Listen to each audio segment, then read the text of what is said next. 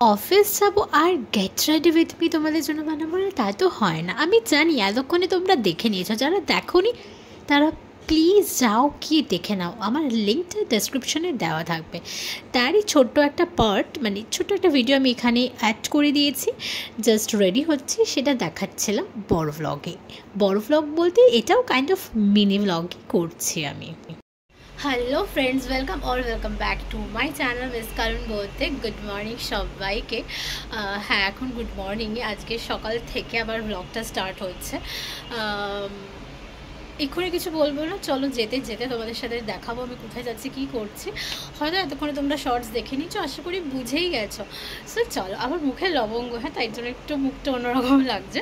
তো চলো আমি তারপর বলছি।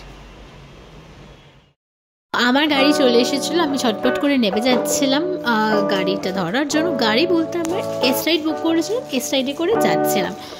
সো এস রাইডে উঠে আমি অলমোস্ট পৌঁছে গেছি আমার অফিস বিল্ডিং। এটা হচ্ছে আমার অফিস বিল্ডিং। দেখো আজকালের বিল্ডিং, অফিসে চলে এসেছি। কত দিন পর আমি বাড়ি থেকে বেরিয়েছি অফিসের জন্য, যেন জাস্ট ওয়াও লাগছে।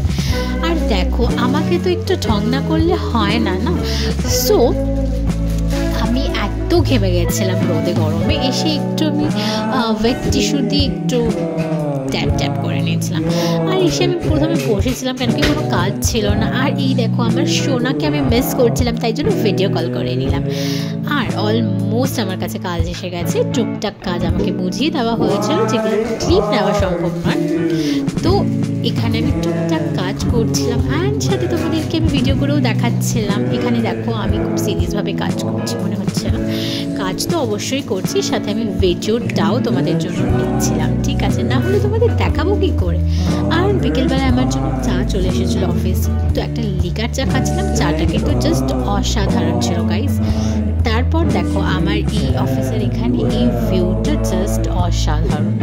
তো এই বলেই আমি আজকের ব্লগটা কমপ্লিট